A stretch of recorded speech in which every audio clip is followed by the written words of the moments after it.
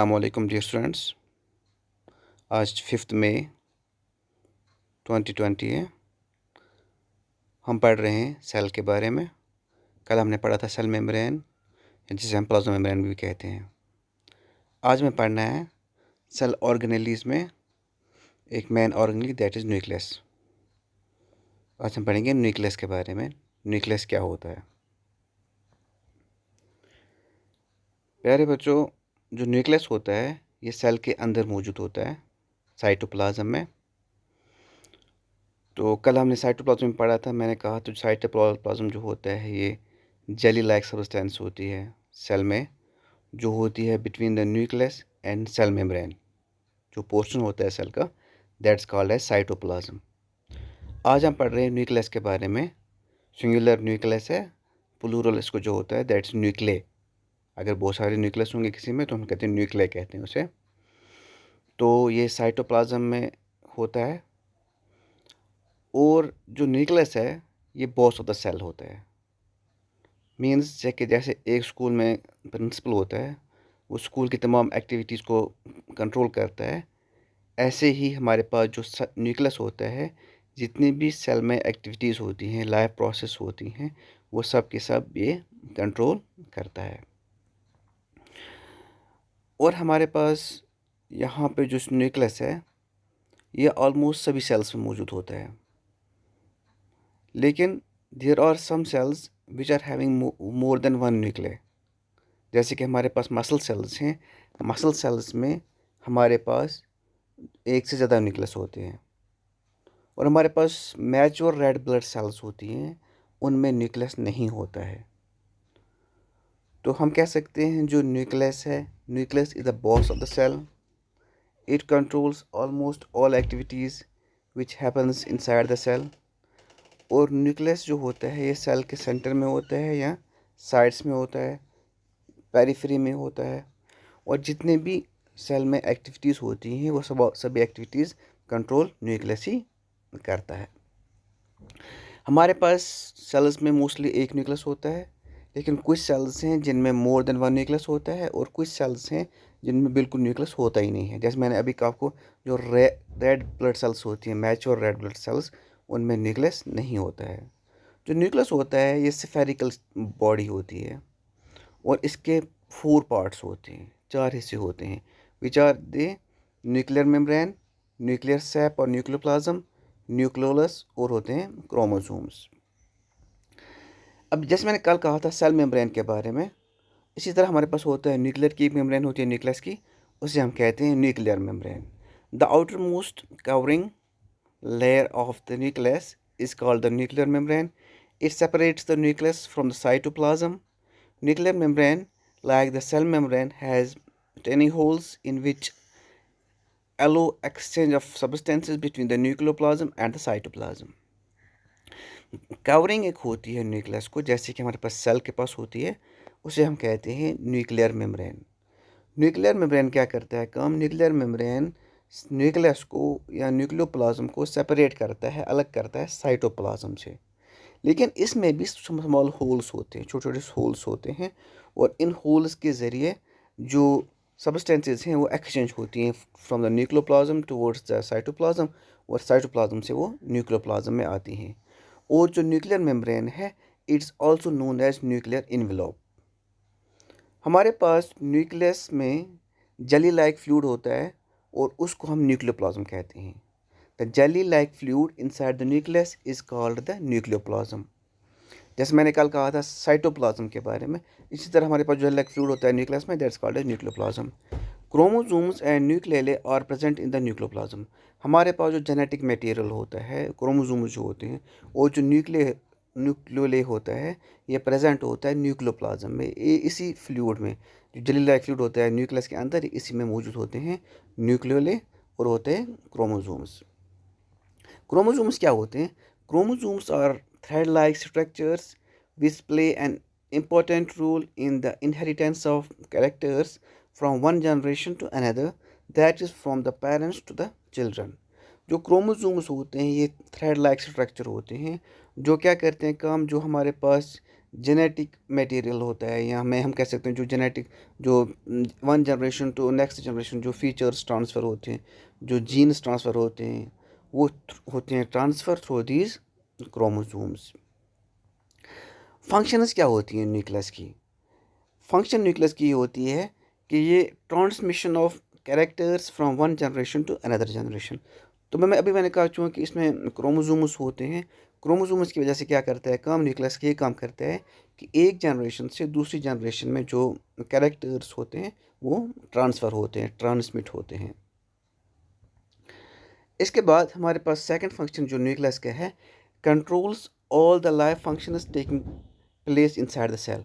Cell के अंदर जितनी भी फंक्शंस होती हैं, जितनी भी लाइफ फंक्शंस होती हैं, वो करता है कंट्रोल।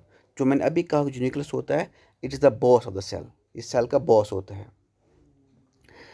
न्यूक्लियस के बाद हमारे पास बहुत सारे ऑर्गेनेलीज होते हैं साइटोप्लाज्म में, अब हम पढ़ेंगे उनके बारे में।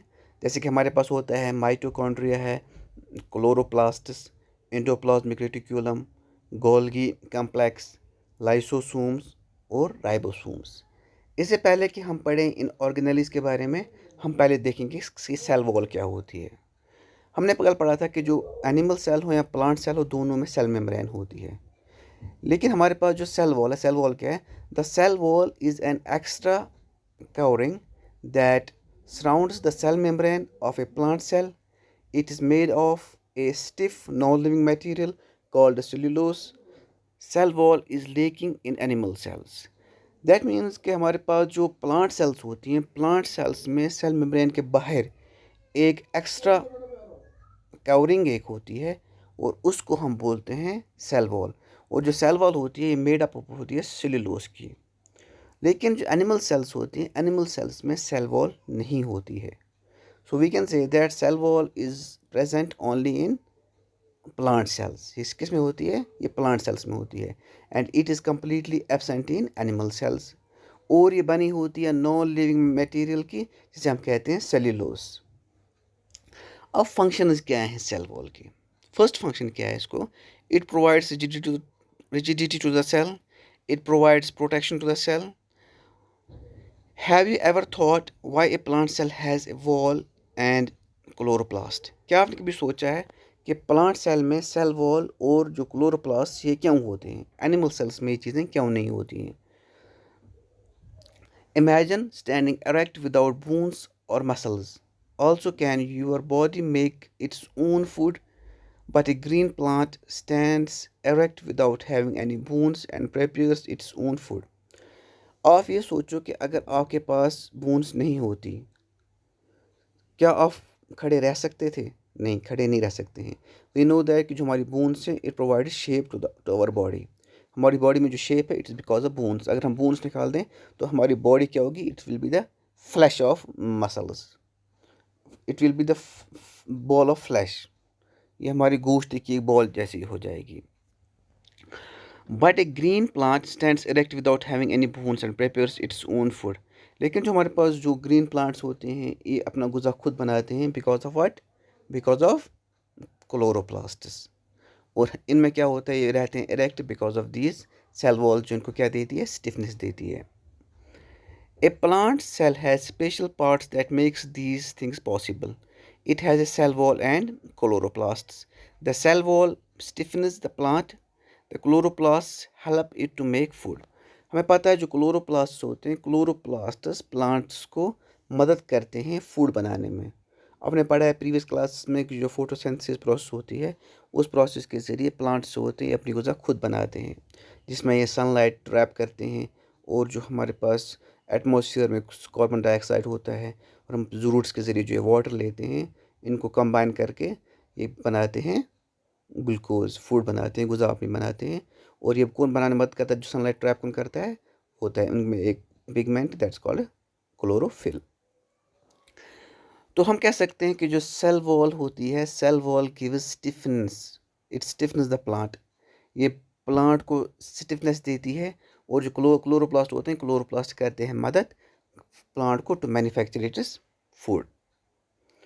और चूँकि ये एनिमल्स में एब्सेंट होते हैं, दैट्स वाई वी कैन से जो एनिमल्स होते हैं अपनी ग़िज़ा खुद नहीं बनाते हैं। और आपको ऑलरेडी पता है जो ग़िज़ा अपनी खुद बनाते हैं, those are known as autotrophs. तो we can say that all green plants are autotrophs. और जो एनिमल्स होते हैं ये डिपेंड करते हैं प्लांट्स पे या ऑटोट्रॉप्स पे अपनी ग़िज़ा के लिए, that's why they are called as heterotrophs. और इसके बाद हमारे पास है वैक्यूल्स। वैक्यूल्स क्या हो गए? As a result of various life functions taking place inside the cell, a number of chemical products accumulate within the cell. हमें पता है कि सेल के अंदर बहुत सारी लाइफ प्रोसेस होती हैं। जैसे कि मैं आपको एक सिंपल कहूँ कि रेस्पिरेशन होती है साइटोप्लाज्म में, ग्लाइकोलिसिस होती है। इन प्रोसेस के बाद हमारे पास बहुत सारे केमिकल प्रोडक्ट्स निकलते हैं, जमा हो जाते हैं। वो कहाँ पे रहते हैं? These are generally stored inside the clear areas or space present in the cytoplasm. Cell के अंदर कुछ क्लियर स्पेस होती है, स्पेस जो रहती है मौजूद रहती है, वहाँ पे ये रहते हैं स्टोर। जो ये स्पेस होती हैं इनमें एक मेम्ब्रेन होती है बाहर से, और इसके अंदर ये चीज़ें स्टोर रहती हैं, और इनको ही हम कहते हैं वैक्यूल्स। तो हम कह सकते हैं जो वैक्यूल्स होते हैं, वैक्यूल्स जनरली क्या काम करते हैं? हमारे पास सेल के अंदर साइटोप्लाज्म में जो भी लाइफ प्रोसेस होती हैं उनमें जो केमिकल प्रोडक्ट्स निकलते हैं, जो जमा होते हैं, वो जमा कहाँ पे रहते हैं? वो वैक्यूल्स में जमा रहते हैं। अच्छा, vacuoles are generally absent from animal cells. Animal cells में जो वैक्यूल्स होते हैं ये जनरली एब्सेंट होते हैं। अब अगर मौजूद होंगे, they are smaller in size and lesser in number. ये बहुत छोटे होते हैं और इनका नंबर उतना ज़्यादा नहीं मौजूद होते हैं, बहुत कम होते हैं इनमें, एनिमल सेल्स में। लेकिन अगर प्लांट सेल की बात की जाए, vacuoles are larger in size, ये बहुत बड़े होते हैं, एंड मोर इन नंबर, और इनका जो नंबर होता है वो बहुत ज़्यादा होता है। तो हम कह सकते हैं वैक्यूल्स जनरली जो होती हैं एनिमल सेल्स उनमें एब्सेंट होते हैं। हाँ, अगर उनमें मौजूद होंगे, उनमें प्रेजेंट होंगे, ये बहुत कम होते हैं और बहुत छोटे होते हैं साइज़ में।